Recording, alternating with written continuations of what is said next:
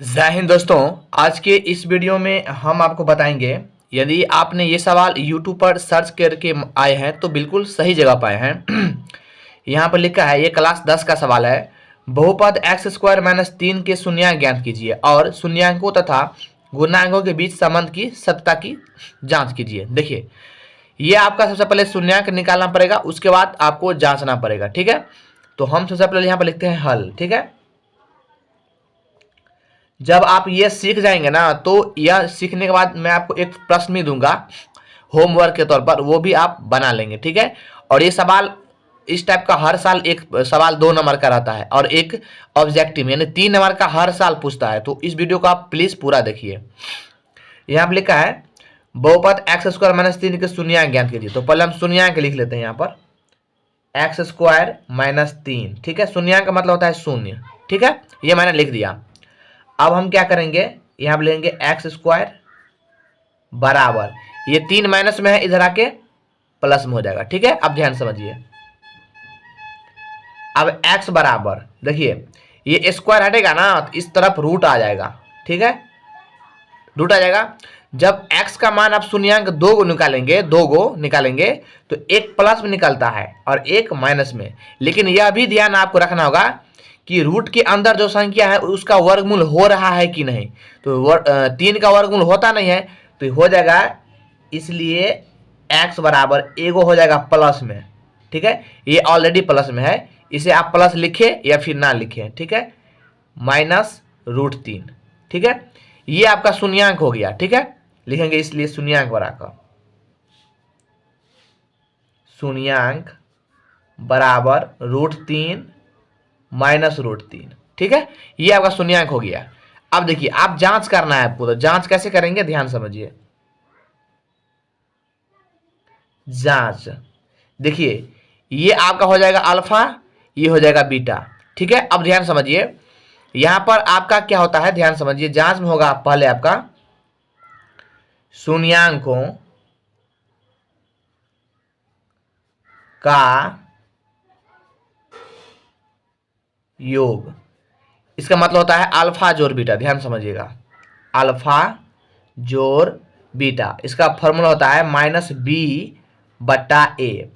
तो minus B बट्टा ए है, तो ये सब आपको निकालना पड़ेगा। ठीक है, देखिए, तो ए बराबर हो जाएगा, आप ये एक्स स्क्वायर जो होता है ये ए होता है, तो एक्स स्क्वायर से पहले कोई संख्या नहीं है तो समझिए इससे पहले एक है। ध्यान समझिएगा, यानी एक्स स्क्वायर से पहले कोई संख्या नहीं है तो एक है। ठीक है, यहां पर लिखेंगे ए बराबर 1। ठीक है, उसके बाद बी क्या होता है, बी होता है, देखिए इस प्रकार से रहता है शून्यांक। देखिए, a x square plus b x plus c, तो सी होता है अचर पद, तो एक्स स्क्वायर से पहले होता है ए और एक्स से पहले होता है बी। तो एक्स का मान नहीं दिया है, कुछ नहीं दिया है, तो इसका मतलब हो जाएगा ये बी का मान 0 हो जाएगा।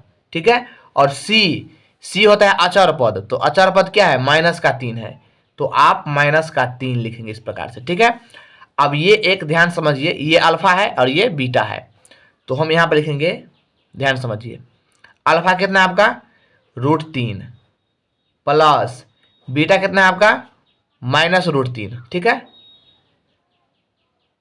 आप लिख ही लीजिए यहां पर,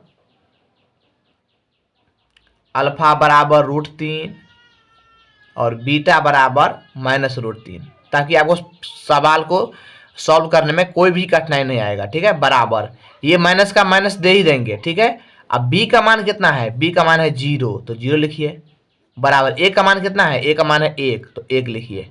ठीक है, अब ध्यान समझिए, रूट 3 प्लस माइनस माइनस, यहाँ पर रूट 3 बराबर 0 बटा 1, 0 ही होता है।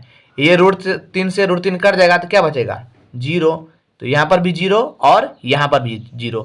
तो देखिए, ये दोनों तरफ मिल गया, तो इसका मतलब आपका शून्य, यहाँ पर जांच सही है। ठीक है, अब योग निकाले हैं, अब लिखेंगे गुणनफल। ठीक है, तो यहाँ पर लिखेंगे शून्यांकों का